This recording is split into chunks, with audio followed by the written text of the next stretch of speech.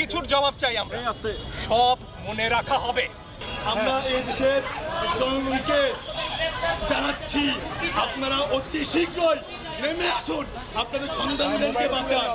আপনাদের আমাদের স্বরাষ্ট্রমন্ত্রী বলেছে আন্দোলন করছে না,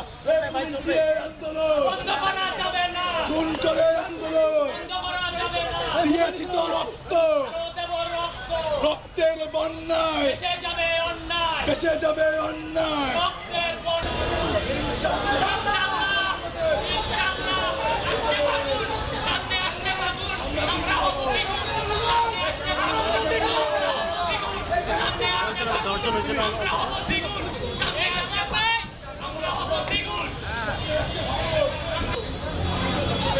ছোট ভাই বোন আমাদের সন্তান, তাদের জন্যই আমরা আসছি এবং এটা শান্তিপূর্ণ তারা যে কর্মসূচি দেখেছে সেই কর্মসূচিতে সংহতি জানাতে আমরা এসেছি।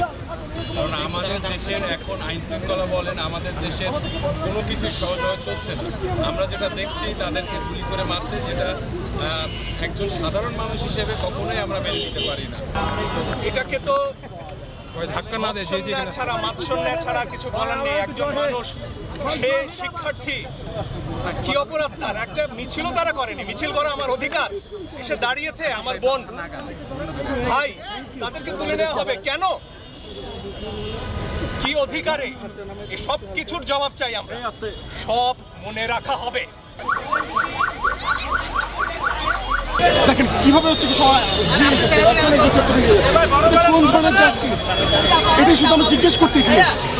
শান্তিপূর্ণ আন্দোলনকে কি করে দেবে? দেখেন নারী শিক্ষার্থী কিন্তু গাড়ি আটকানোর চেষ্টা করছিল, শিক্ষার্থী কথা বলে গাড়ি আটকানোর চেষ্টা করছিল গাড়ি তো এটা তো আপনারা দেখছেন পুলিশ কি করছে, এটা এখন ওপেন সিক্রেট। আমরা শুধু এইটুকু বলতে চাই আপনাদেরকে